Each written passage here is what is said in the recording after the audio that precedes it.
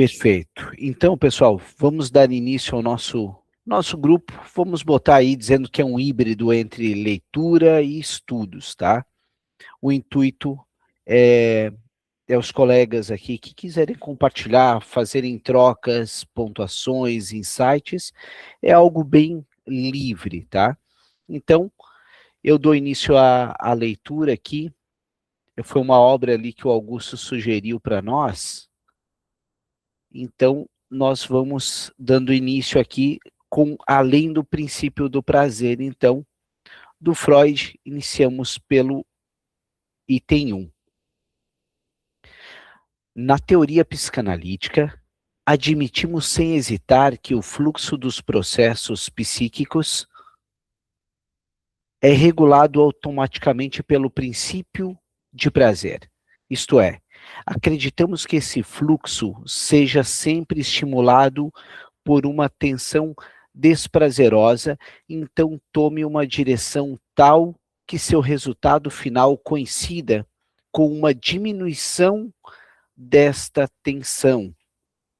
Notem que aqui o Freud começa a falar que não basta só trazer a consciência, mas sim a diminuição da tensão. Ou seja, com uma evitação de desprazer, ou uma geração de prazer. Quando consideramos os processos psíquicos por nós estudados, levando em conta esse fluxo, introduzimos um ponto de vista econômico no nosso trabalho. Julgamos que uma exposição que tente apreciar, ao lado dos fatores tópico e dinâmico. Também esse fator econômico é mais completa que por enquanto podemos imaginar, merecendo ser destacada com o nome de metapsicológica. Então, temos início aí a metapsicologia, metapsicológica. Pessoal, deste primeiro parágrafo, alguém gostaria de pontuar algo? Por favor, Augusto. Seu microfone está fechado, Augusto. É a minha câmera e meu microfone. Eu fecho para dar uma economia até de dados, para eu poder não ficar com lag. Aí depois eu lavo. Gente, não repara na bagunça. O detalhe. Cara, esse primeiro parágrafo eu gosto bastante dele, porque ele já começa, né, trazendo a palavra, que ele já começa trazendo, né, que o aparelho do psíquico ele vai funcionar regulado pelo princípio do prazer, ou seja, a gente tem o primeiro contato aí, talvez, com esse termo, né? O Michel já falou da tensão psíquica, né? E é quando a gente começa a ver o ponto de vista econômico do Freud já sendo aplicado aí diretamente, né? Que é a quantidade de excitação, carga, descarga. Então, assim, você pega. A gente tem que lembrar que a gente está falando ainda de primeira tópica, tá? Não pode. A gente vai segurar aqui um pouco os termos, porque o Freud ainda não iniciou a segunda tópica. Quando ele está trabalhando aqui. Aqui a gente vai ver um embrião da segunda tópica, em vários momentos a gente vai ver palavras, vai ver nesses textos todos, principalmente quando ele chegar na segunda parte, né, que ele fala que é totalmente especulativa, é um barato, ele deixa isso bem claro, eu estou especulando daqui para frente, aí você vai ver começar a entrar o embrião aí da segunda tópica. E ele coloca aqui, né, nessa parte de dinâmica, e uma coisa que eu acho importante é quando ele fala a primeira frase que começa a trazer um ponto meio que problemático para quem lê o livro, porque você vai começar a ver as primeiras discussões em cima do que é de concordância e discordância com relação a Freud. E aí, no caso, eu não vou nem entrar nesse lugar de concordância ou discordância, mas só para tensionar, ele coloca a frase, aí esse tensionar é por minha parte, né? Ele coloca a frase admitimos sem hesitar. Né? E aí você já vê ficção teórica já, que ele já está montando ali no assunto. E aí, quando ele fala isso, ele fala que nem sempre, a gente pode pensar, né? Nem sempre o aparelho, seriam perguntas, talvez. O aparelho psíquico busca prazer de forma direta, quando ele fala isso, né? Admitindo sem hesitar que o fluxo dos processos psíquicos é regulado automaticamente pelo princípio do prazer. Aí você pergunta, há fenômenos que vão contra isso? E aí é impressionante como Freud fala isso, e lá na frente ele já vai responder. Ele vai fazer essas mesmas perguntas, a gente vai identificar, tá? Então, é bem gostoso você ver que ele já vai formando ali, ele pega toda aquela parte da primeira tópica que a gente fala de pulsões sexuais, pulsões de autoconservação, e você vai ver que essas pulsões começam a não ser tão exploradas. Ele vai começar a trazer para a pulsão de vida e pulsão de morte. Augusto, esse ponto que tu falou é bem importante, né? Pulsão de vida e pulsão de morte em contraposição da pulsão de sexualidade ali, né? A pulsão sexual e a pulsão de sobrevivência, né? São esses conceitos que começam a ser atualizados, né? Uhum. O Bion fala alguma coisa também, se eu não me engano, que ele fala, quando ele cita, tem um momento, eu não lembro direito, que ele fala, né, que o problema não é só a atenção, mas a capacidade de pensar a atenção, né? Então, Freud, ele pensa na atenção como um ponto de vista econômico, e o Bion, ele já vê mais como um problema a ser abordado de forma a pensar porquê da existência dela, né? Sem a função alfa. É o que tu tá falando aí, é porque o Bion, ele flerta ali com o Greenberg e Mitchell, e que falam sobre a questão das escolas pulsionais, que daí é o Freud, e as escolas objetais, né, das relações, e o Bion é ancorado no tornar pensável, né, é bem isso que tu pontuou. É por aí. Eu acho que se eu falar muito agora também, eu vou adiantar muita coisa. Então... Não, mas é legal, obrigado pelas pontuações. Eu já vou passar ali para a Rita. E falando na segunda tópica que o Augusto bem pontuou, estamos falando ali de 1923, eu, isso e supereu, né? Em 1923. Então, aí, esse texto do Freud, reforço, o Freud ele toca nesse assunto lá com o Fliess em 1895 e agora ele traz de volta nesse texto. Rita, por favor. Bom dia para vocês. É uma dúvida, é uma pergunta. Aqui quando ele fala que destaca já o nome de metapsicologia, e nesse primeiro texto que nós lemos aqui, ele já havia conflito, né, intrapsíquico. Ele estava vendo os conflitos, ele não descreveu ainda, mas ele deu uma dica? Olha, claro que ainda a gente está bem ali no início, mas pelo que eu leio no Freud, os conflitos estão há bastante tempo. Né? O recalque, a base do recalcamento já é um tipo de conflito, já que está, né? Então, mas deu a impressão, sim, que ele traz isso aqui agora já pensando na metapsicologia. De mudar já. Só uma dúvida mesmo. Perfeito. Tenta alguém gostaria de deixa eu ver quem é que pediu. Cristiane, já emenda, já fala e já junto ali com o que a Rita falou, já. Eu acredito que o que a Rita está querendo dizer é que o Freud, na verdade, como ele inaugura a psicanálise, ele traz muito do que é suposto. E, na verdade, ele traz o que é suposto, e que nem o Augusto falou, ele pergunta, logo mais à frente do texto ele mesmo responde, e mais à frente ainda ele desdiz aquilo que ele falou. Então, eu penso que os textos do Freud devem ser lidos como algo inaugural na época dele, ele que inaugura, então vai existir esse disse, depois eu não disse, depois eu trago esses dois elementos num outro pensamento, eu acho que vai por aí. Eu não sei, Rita, se Eu te ajuda. acredito. Rita, eu acho que o que a Cristiane falou, e na verdade o Augusto também tinha pontuado, é que o Freud ele vai se contradizendo, né? Então, me parece aí, quando eu falo da metapsicologia, eu tenho a sensação que é a inauguração dos conceitos de princípio da pulsão de vida e a pulsão de morte que vai sendo inaugurado, né? Mas, Augusto, por favor. Microfone e câmera. Quando a gente fala em metapsicologia, quando Freud fala de metapsicologia, ele inaugura esse termo porque ele entende que é um estudo mais aprofundado da psique humana. Então, quando Freud inaugura o primeiro tópico, quando ele fala de consciente, pré-consciente, consciente, pré-consciente e inconsciente, ele está falando algo que vai além da consciência.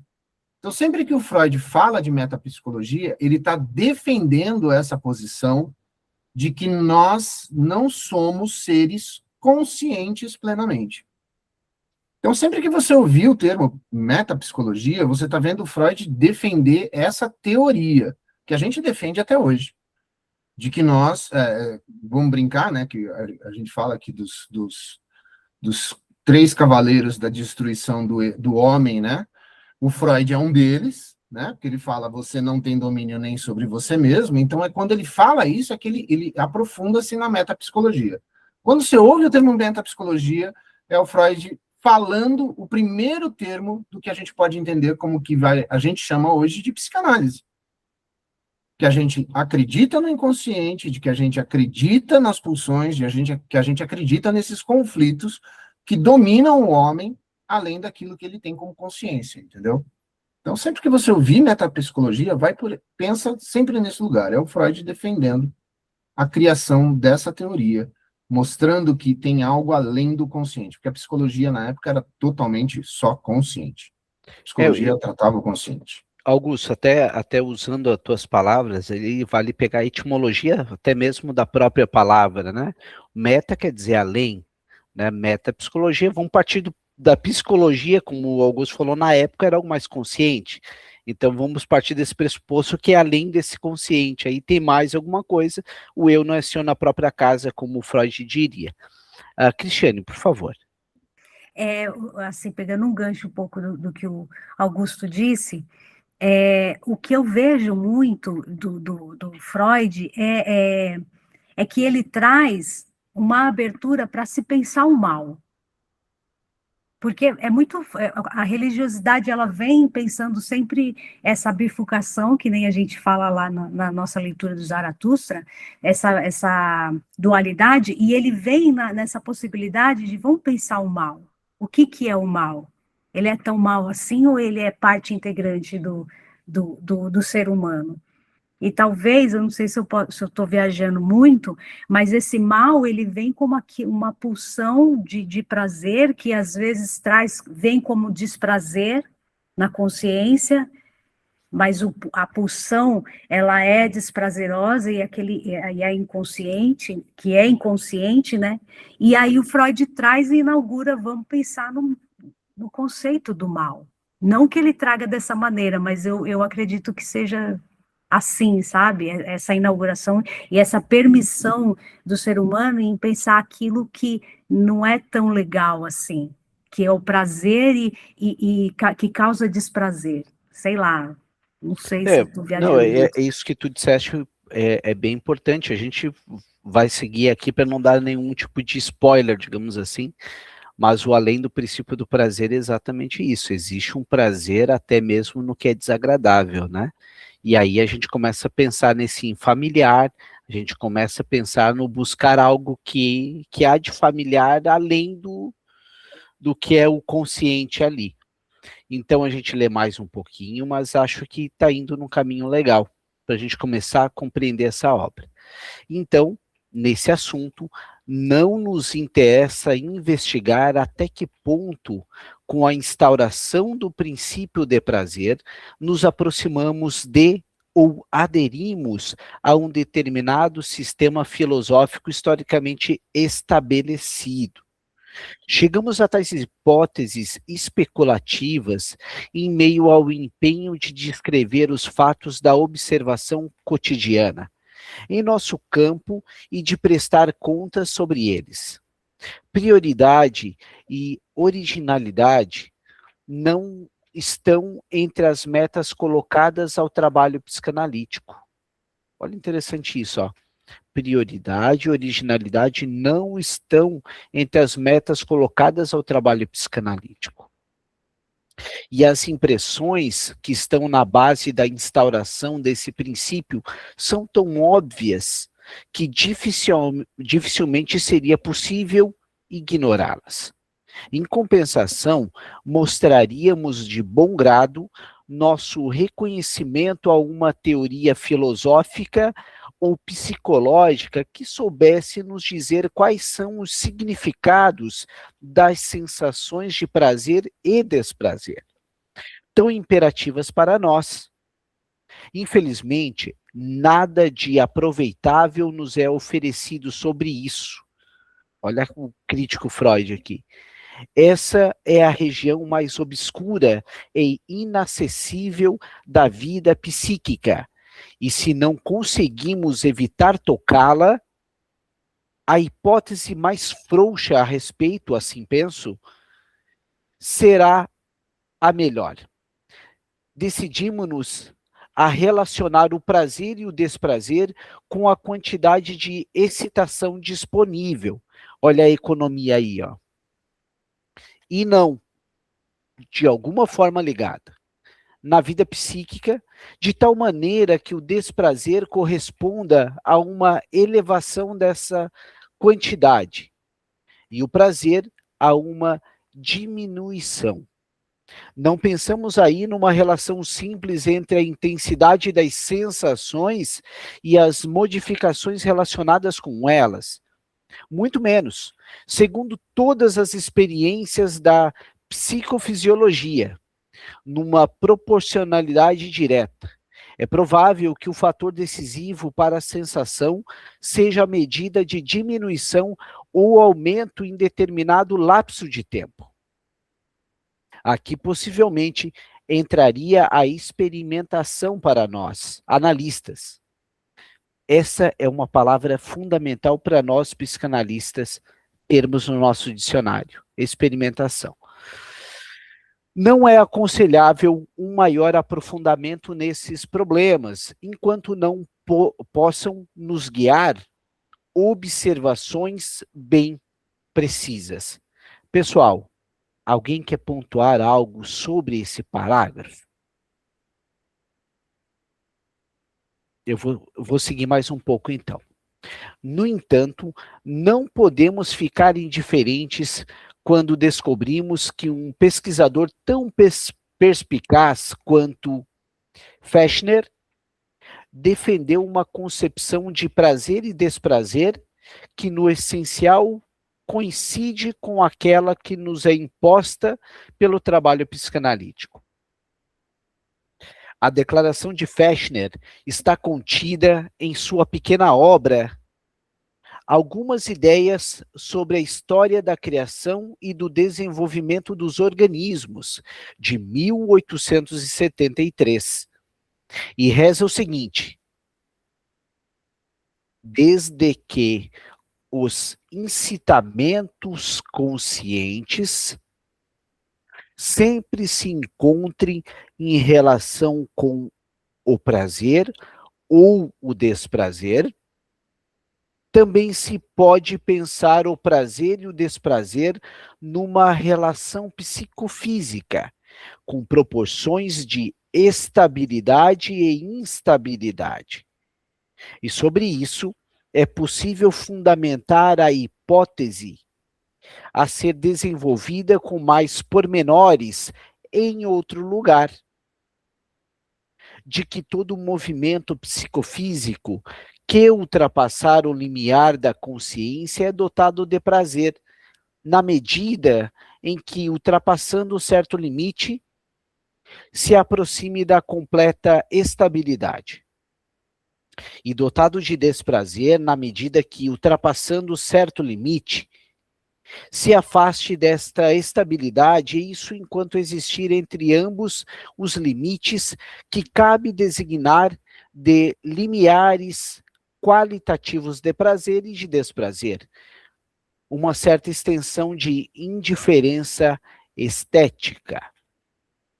Pessoal, alguém quer pontuar algo? Por favor, Augusto. Eu gosto desse parágrafo. A primeira vez que eu li, eu tive que ir atrás de quem é Hettner, né, do Hettner.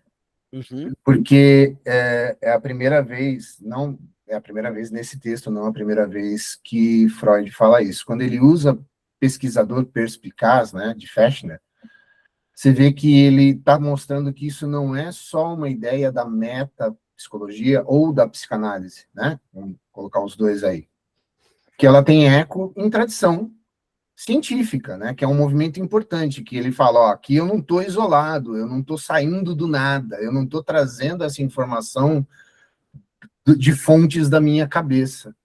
Porque Fechner, ele tem essa ideia central entre prazer e desprazer, né? E o Freud reformula, né? Porque o Fechner, ele trazia que, assim, prazer é a aproximação de um estado de estabilidade. E o desprazer era o afastamento da estabilidade, ou seja, você está estável quando você está tendo prazer. Quando você está tendo desprazer, você se torna uma pessoa instável. Esse é o Fechner falando. O Freud ele vai começar a trazer isso numa forma de equilíbrio, de economia de energia, onde o prazer é a diminuição da excitação, né? E aí, com o Fechner, ele junta, ele fala que o prazer é o movimento em direção ao equilíbrio. Então, é muito legal você ver ele trazendo isso, que é essa preocupação que o Freud vai ter nesse texto, depois a gente vai ver em outros textos dele, e sempre teve, na verdade, de falar, ó, eu não estou tirando isso de fontes da minha cabeça, né? E ele começa a trazer, inclusive, ele vai trazer a observação empírica de por que ele está falando isso, né? Ele vai trazer essas informações. Então, eu gosto desse parágrafo nesse sentido, entendeu? De que o equilíbrio ele é neutro. E aí a gente flerta com a psicofisiologia quando a gente fala do princípio da homeostase, né? O Freud, ele flertava antes nos textos pré-psicanalíticos, ele não usava a homeostase, ele usava o princípio da constância, né? Que é essa busca, né, de um certo equilíbrio. Cristiane, por favor. Falando disso, esse gancho do Augusto, que eu li uma frase hoje de manhã, falei, nossa, vem muito a calhar no texto que a gente começou a estudar agora, que fala assim, que a cada fonte de prazer, algo amargo se levanta, um toque de náusea, um súbito fim do deleite, uma bafagem de melancolia.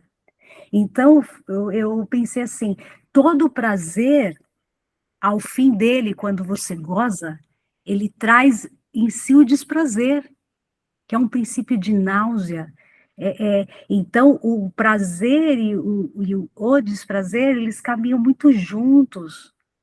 Ao mesmo tempo que eles que tem essa dicotomia, né, quando fala de prazer e desprazer, eles são extremamente ligados, né, um ao outro. Então, pautado nisso, a gente segue mais um pouquinho aqui com a nossa leitura. Os fatos que nos levaram a acreditar no domínio do prazer, na vida psíquica, também encontram sua expressão na hipótese de que o aparelho psíquico se empenha em manter a quantidade de excitação nele presente no nível mais baixo possível, ou pelo menos constante. Trata-se da mesma coisa. Apenas expressa em outras palavras, pois se o trabalho do aparelho psíquico se orienta no sentido de manter baixa a quantidade de excitação, Tudo o que é capaz de aumentá-la deve ser percebido como contrafuncional, isto é, como desprazeroso. O princípio de prazer se deriva do princípio de constância na realidade. O princípio da constância foi deduzido dos fatos que nos obrigaram a aceitar a hipótese do princípio de prazer. Ao aprofundarmos a discussão, também descobriremos que esse empenho do aparelho psíquico, por nós presumido, subordina-se como caso especial ao princípio fechneriano da tendência à estabilidade, com o qual esse pesquisador relacionou as sensações de prazer e desprazer. Agora vale frisar, né, aí palavras minhas, tinha um pensador que dizia, uma alegria, uma pessoa feliz, é uma alegria perene, né? Nota que estamos falando também de um contexto vitoriano, muito diferente da sociedade do desempenho que a gente vive hoje, né, que é uma era de falta da falta, excesso de excesso, né? Então, estamos falando de um princípio vitoriano que busca essa questão blasé, essa questão de neutralidade, essa questão de constância, né? Então, nota que há um prumo que o Freud tenta construir nesse discurso dele aí, né? O detalhe é que até onde que a gente consegue manter. Então, aí que entra essa balança das pulsões. Alguém quer pontuar algo mais antes de iniciarmos o próximo parágrafo? Então, eu leio mais um pouquinho aqui. Porém, então precisaríamos dizer que, na verdade, é incorreto falar de um domínio do prazer, domínio do princípio de prazer sobre o fluxo dos processos psíquicos. Se tal domínio existisse, a esmagadora maioria de nossos processos psíquicos teria de ser acompanhada de prazer ou levar a ele, enquanto a experiência mais geral contradiz energicamente essa conclusão. Ou seja, a situação só pode ser a de que existe na psique uma forte tendência ao princípio de prazer, a qual, no entanto, se opõe certas forças ou circunstância, de maneira que o resultado final nem sempre pode corresponder à tendência de prazer.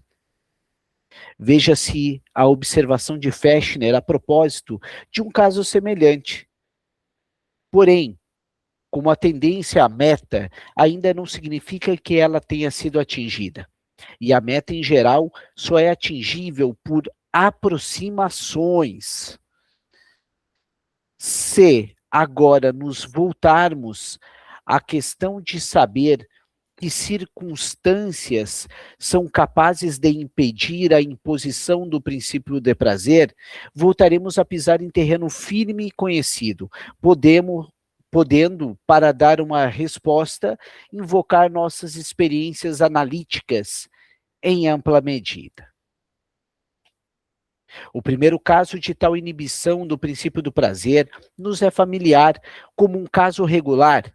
Sabemos que o princípio de prazer é próprio de um modo de trabalho primário do aparelho psíquico e que ele é, desde o começo, inútil e até perigoso em alto grau para a autoafirmação do organismo em meio às dificuldades do mundo exterior, sob a influência dos impulsos de autoconservação do eu.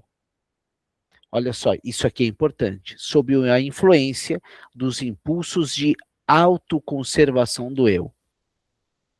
Ele é substituído pelo princípio de realidade, que, sem desistir do propósito de um ganho final de prazer, exige e impõe o adiamento da satisfação, a renúncia e muitas possibilidades para tanto e a tolerância temporária do desprazer no longo desvio que leva ao prazer.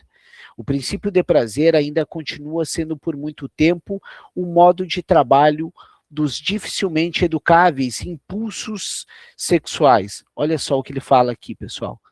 O princípio de prazer ainda continua sendo por muito tempo um modo de trabalho dos dificilmente educáveis impulsos sexuais. E acontece repetidamente que seja a partir destes últimos, seja no próprio eu, ele subjugue o princípio da realidade com prejuízo para o organismo inteiro. Alguém gostaria de pontuar algo sobre o que foi lido até aqui? Augusto, por obséquio. Vamos nós. Gente, nessa parte, assim, o que eu gosto de reparar é a primeira frase lá do parágrafo anterior, né?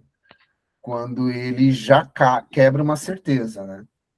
Ele vai trazer aqui, né, quando ele fala, é incorreto falar de um domínio do princípio do prazer, ou seja, ele está revendo o que antes parecia ser quase um axioma para ele, né? O princípio seria regulado pelo prazer, antes.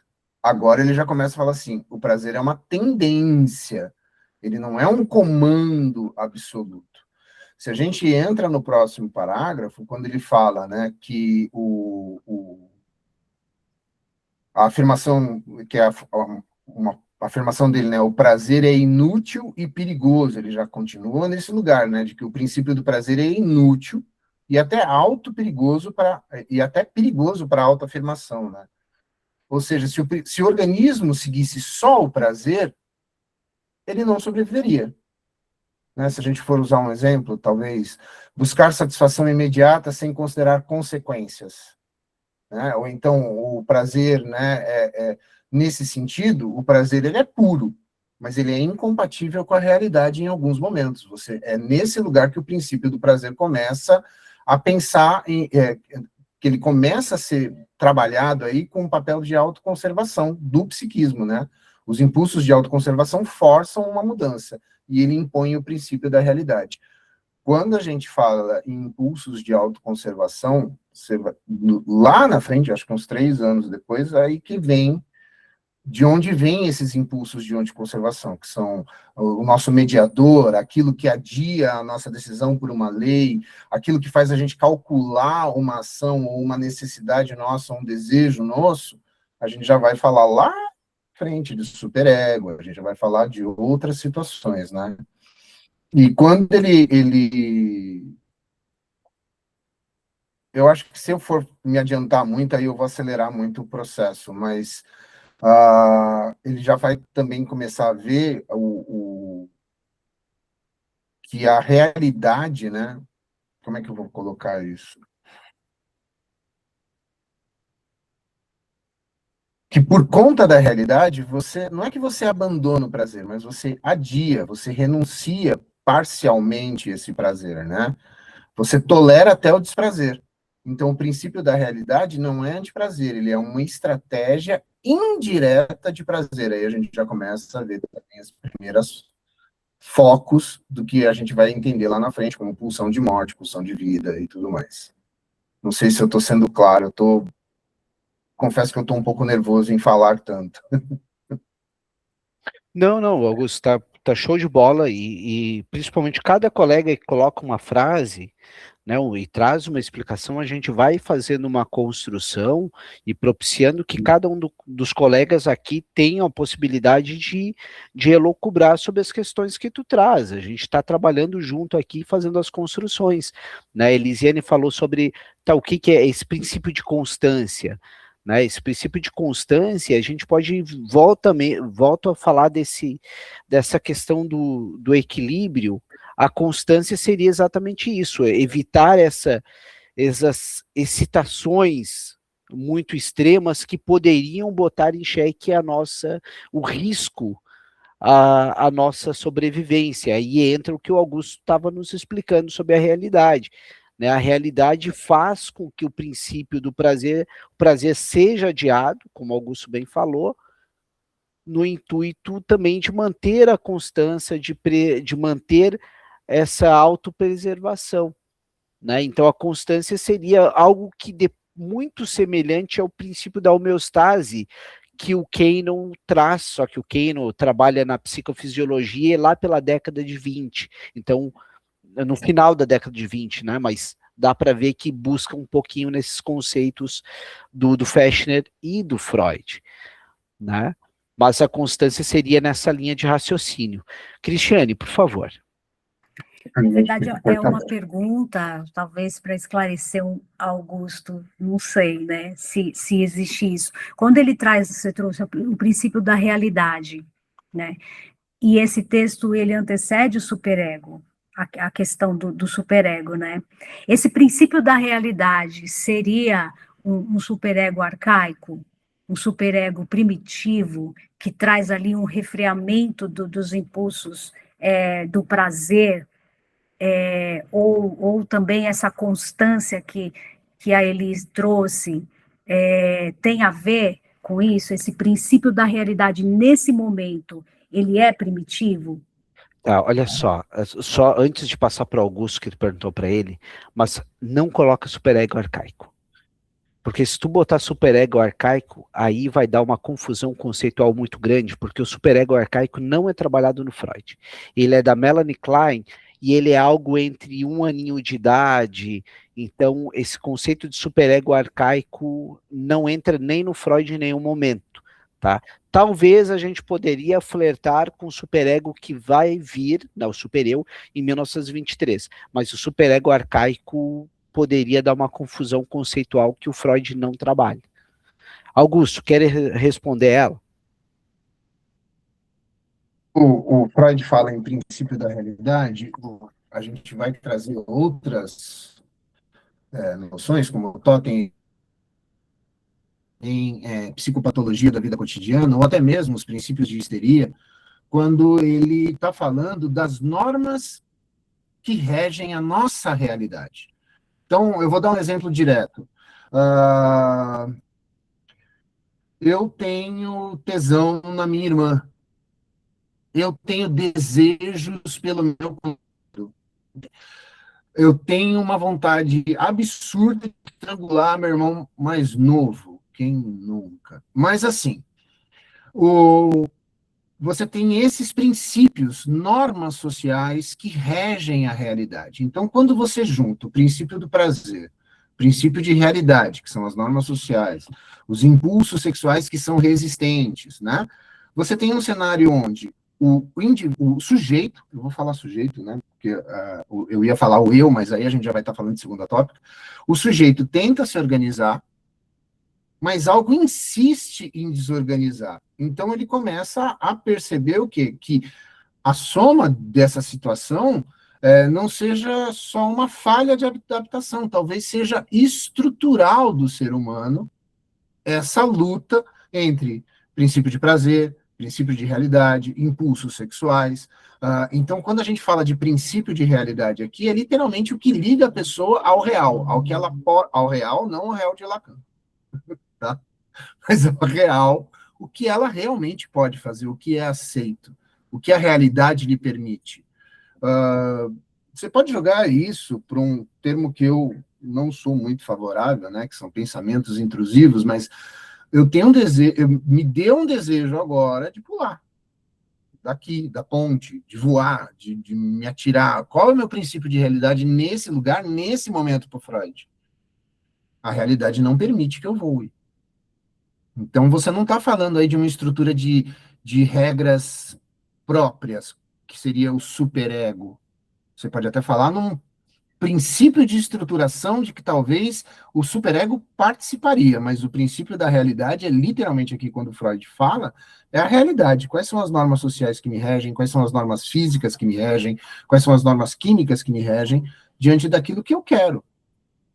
Então, eu fico equilibrando isso, eu fico tentando organizar isso. Augusto, acho que dá para complementar e pensar que, claro que a gente está dando um spoiler aí da segunda tópica, já que são 3 anos posteriores, mas podemos pensar que o id é regido pelo princípio do prazer, ele é regido, Ele não é o princípio do prazer. O superego é regido pelo princípio da realidade, mas ele não é o princípio da realidade. Sim, né? dá para você extrapolar nesse lugar. Bem Isso, fácil. dá para pensar nessa linha de raciocínio. Elaine, por obséquio. Bom dia, todo mundo. A parte que aqui me chamou a atenção é quando ele fala do adiamento do prazer, né?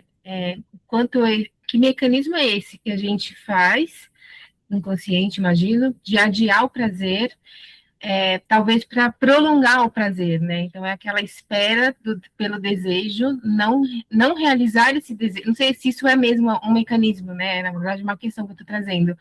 Quando a gente faz esse adiamento do prazer, a gente está, na verdade, querendo gozar antes, né? E não matar o desejo ao realizá-lo. Não sei se vocês pensam algo próximo. Olha, acho que a gente pode pensar da seguinte forma, né? Se eu tenho um princípio de realidade, e aí regendo futuramente um superego, vamos pensar da seguinte forma: eu tenho algum tipo de recalque, eu tenho algum mecanismo de defesa, eu tenho algo que permite que conscientemente eu possa controlá-lo. Eu penso dessa forma, eu penso que essas normas sociais permitem que a gente... que eu estou pensando na lógica do gozo, que é aquele que goza constantemente, que faz tudo o que quer, mas de forma que nada o barre. É que eu estou pensando na lógica do Dostoiévski. Uhum. Eu estou pensando no nome do pai nesse momento. Né? Se eu não tenho... se não houvesse o nome do pai, tudo seria possível. Então eu penso seria numa lógica de controle social. Eu estou pensando no princípio da realidade como algo que permite que eu administre economicamente essa questão, para que eu não me torne um perverso. Eu estou pensando nessa linha de raciocínio. Augusto, por favor, me auxilie na construção. A Elaine falou, ela me chamou a atenção para a autoconservação, né? Então, antes da gente chegar no adiamento. Se a gente pensar em um papel, não tem jeito, eu acabo falando, o papel do eu e o da autoconservação, né? Você entra como operador, o eu entra como operador, ele media o id e o superego, correto? O eu está ali no meio. Então, os impulsos de autoconservação sempre forçar uma mudança. E o eu vai sempre impor o princípio da realidade. Qual que é a função do eu nesse lugar, né? Ele media, ele adia, ele calcula, ele protege todo o organismo. E quando a gente fala de organismo, é total, tanto psíquico quanto... Certo? Então, o princípio da realidade, ele vai fazer isso. A gente não pode pensar num abandono de prazer, que é o que a Elaine falou. Não adianta a gente pensar em um abandono de prazer. Ele não abandona, mas ele adia, ele renuncia parcialmente esse prazer, ele tolera até o desprazer, né? Como uma estratégia indireta de prazer. Eu continuo tendo como horizonte o prazer, mas não tenho um caminho direto, um caminho imediato para atingi-lo, porque eu preciso me autoconservar. Eu preciso do princípio da realidade. Eu ia te... Isso. Exato. Não sei se eu te respondi, Elaine. Não, eu acho que tudo é construção, né? A gente começa pensando uma coisa, quando vai estar pensando outra, e vai costurando, né? Vai bordando. Quando eu falei do adiamento, uma coisa que eu não consigo não pensar, né? É que não... Será que é parte de uma estrutura, por exemplo? O fato de eu adiar, eu fantasio, né? Então, de alguma forma, eu realizo no meu mental, né? Mas, então, eu já estou me permitindo viver quando eu estou adiando. E isso seria, por exemplo, um pensamento do obsessivo? Parte de um obsessivo passa por isso, de ficar só fantasiando o desejo e não necessariamente... Sim. Isso daí eu posso até pular o Augusto para dizer com certeza absoluta. Uhum. Augusto, por favor. Exato. Porque literalmente o sujeito suportando, né? Ele suporta a frustração, ele suporta a espera, ele suporta a perda parcial, porque nesse momento ele está simbolizando, ele está pensando, ele mantém a capacidade dele de desejar. Então você entra dentro da especialidade de Freud, do neurótico obsessivo, nos neuróticos, que vão, através disso, também tendo prazer. Uhum. Tá? Então, sim, é Legal. isso mesmo. Visando manter essa autoconservação e até uma estruturação egóica, né? Que o sujeito não desestabilizar. A princípio da constância. Eu vou ler um último, deixa eu ver se está muito grande o último capítulo. Isso, dá para ler ele sim aqui. E para a gente fechar. Entretanto, é indubitável que a substituição do princípio de prazer pelo princípio de realidade só pode ser responsabilizada por uma pequena parte, e não a mais intensa, das experiências de desprazer.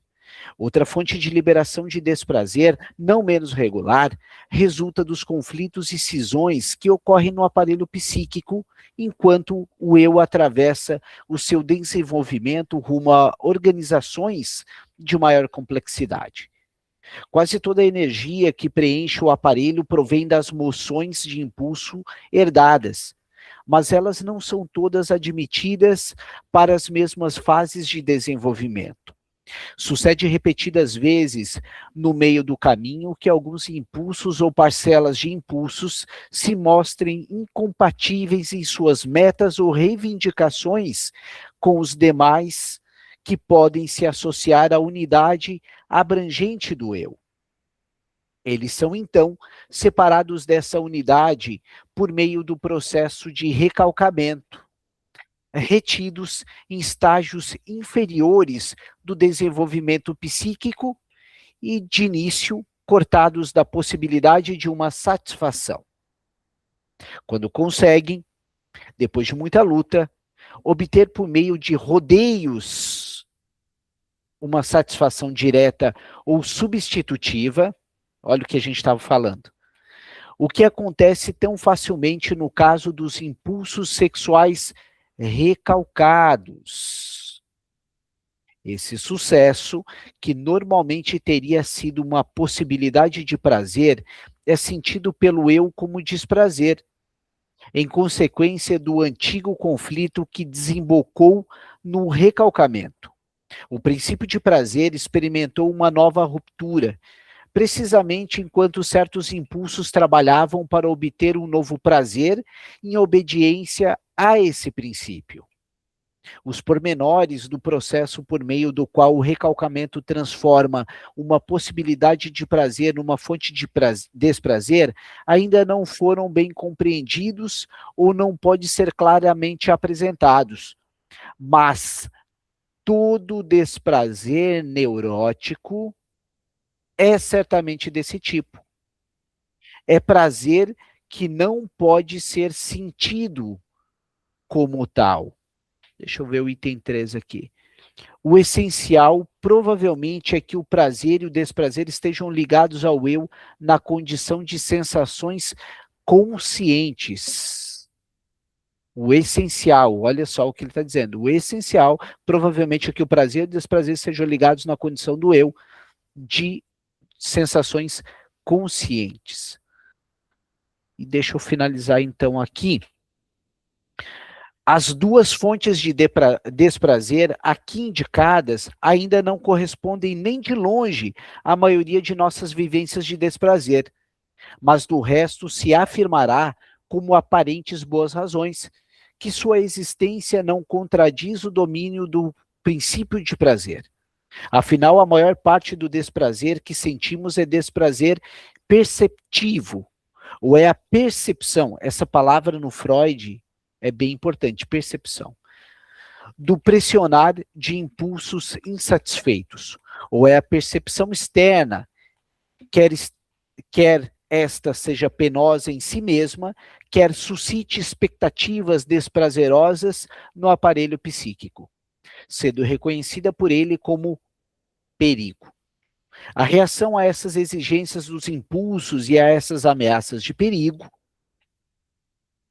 Lembra da autoconservação. A reação a essas exigências dos impulsos e a essas ameaças de perigo, reação em que se manifesta a verdadeira atividade do aparelho psíquico, pode então ser dirigida corretamente pelo princípio de prazer ou pelo princípio de realidade que o modifica. Assim, não parece necessário reconhecer uma restrição mais ampla de princípio de prazer e, no entanto, precisamente a investigação da reação psíquica ao perigo externo pode fornecer material novo e questões novas a propósito do problema tratado. Colegas, seus insights aqui. Quem gostaria? Augusto, compartilhe conosco. Eu seus estava insights. pensando em esperar todo mundo colocar alguma observação para a gente poder falar, mas, assim, se você pegar esses últimos 2 parágrafos, você pega uma virada bem interessante com relação a prazer, né, sentindo, né, quando ele fala uma satisfação que seria prazer é sentida como desprazer. Isso volta ali porque a Elaine talvez estava tentando trazer, então. Então, você tem o impulso, que busca o prazer, e que teria que conseguir uma satisfação, mesmo que indireta, né? Mas o que ele sente isso como desprazer. Ou seja, o prazer existe, mas ele não vai poder ser vivido como prazer, não dá, não tem como. Aí a gente entra no desprazer neurótico, né? O prazer, prazer que é impossível de ser sentido como prazer. Eu não posso sentir esse prazer, eu não posso me dar esse prazer, eu não tenho. Então, o que acontece? Voltando lá para o recalque, você tem um conflito anterior que levou ao recalque. E o eu mantém essa rejeição, ele mantém esse lugar recalcado. Só que os impulsos, as pulsões, elas insistem, elas persistem, né? E eu continuo rejeitando essa satisfação. Então, você tem, vamos colocar de uma maneira de tabela, prazer mais proibição se torna desprazer. O prazer mais a proibição se torna desprazer. E aí você tem uma mudança muito drástica naquela tabela de Freud, né? Que a função do prazer é diminuir tensão. Nesse lugar ele coloca prazer pode gerar sofrimento. Se ele não for regido pelo princípio da realidade, pelo princípio da autoconservação, e a gente vai manter os 2 princípios antigos,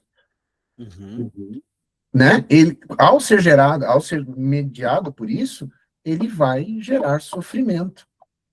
Né? Então, você tem essa quebra aí muito direta nesses 2 parágrafos. Né? Até, Augusto, me permite complementar e para te construir em cima, vamos botar aí o masoquismo começando a aparecer. É isso. Né? Então, o Freud começa, tá, mas como é que eu vou explicar esse troço aqui? Então, olha o prazer que eu tô tendo aqui, mas há uma proibição. Tá, peraí, eu tô gostando de apanhar? Não tem algo legal. Tem algo estranho. Né? Como é que eu vou explicar um sujeito ser atirado de um bungee jump? O cara quer viver, mas o cara se atira de um lugar que ele corre risco de morte. Então, olha como é que fica a contradição aí. Né? Eu estou sentindo prazer num desprazer que está rolando aí. Então, é aí que começa essa virada, como é dito, a virada de 20. A estrutura do Freud conceitual começa a dar uma mudada bem, bem importante. Né? E aí a gente começa a chegar com autores que mais à frente a gente vai visitar. Se vocês forem estudar Lacan diz que só existe pulsão de morte, para complicar mais ainda um pouquinho. Mas por enquanto vamos nos ater no além do princípio do prazer. Né? Augusto, mais alguma pontuação, meu caro, já que eu te interrompi? Não, a gente só... Eu tenho medo de me estender demais, já são 8h59, né, que seria para a gente Não, fecha, né, esse primeiro capítulo, essa primeira parte, mas a gente pode iniciar, talvez, a leitura na semana que vem, com a gente fechando a primeira parte, ele só fechando perfeito, ela, e aí começa a segunda perfeito. parte. O Diego havia postado foram postadas algumas coisas aqui no nosso chat, eu vou ler agora. O Diego havia colocado aqui: a mente busca evitar excessos de tensão e retornar a um estado de equilíbrio. O princípio da constância aqui está tentando ser construído. Tem a ver com o que a Cristiane estava falando sobre o prazer e o desprazer andar juntos, sobre o momento em que o gozo e depois o nojo, se estiver errado. É legal, pessoal, vocês estudarem a palavra nojo, tá? Na questão do aparelho psíquico, enfim. A palavra nojo, ela está muito relacionada ao local e ao contexto em que algo deve estar, né? Por exemplo, uma brincadeira muito esdrúxula, mas imagina, um fio de cabelo na cabeça está no lugar correto e previsível e esperado. Um fio de cabelo na tua comida é algo inesperável e logo gera aquele desconforto que, consequentemente, a gente chega no nojo. Tem alguns autores que escrevem sobre isso, tá? Então, pessoal, obrigado pela participação de todos. Augusto, muito obrigado por estar construindo junto aqui conosco, né, a tua sugestão do texto, as tuas pontuações são de extrema relevância aqui para nós. A Elaine pelas contribuições, a Cristiane também, a Rita, o Diego e aos demais colegas também, né? Seguimos então, pessoal, amanhã com a leitura do Thomas Ogden, né, o artigo sobre psicanálise ontológica e epistemológica. Temos a turma nova de supervisão na sexta-feira, das 9 da manhã às 10h30 da manhã, quem quiser participar. A turma de segunda-feira vai ser extinguida, não irei fazer, vou direcionar somente para sexta-feira, para centralizar, para não ficar com tantas turmas aí, não confundir a cabeça, porque eu tenho recebido algumas mensagens e o pessoal não sabe se é um dia ou é outro, e quanto menos a gente complicar, fica mais fácil. Então, centralizamos durante o dia, sexta-feira, 9 da manhã, terça-feira, 8 da noite, a nossa supervisão, leituras amanhã, Ogden, sexta-feira, 8 da manhã, tem o NIT, tá? Então, obrigado a todos e até amanhã. Até amanhã. Valeu, galera, obrigado.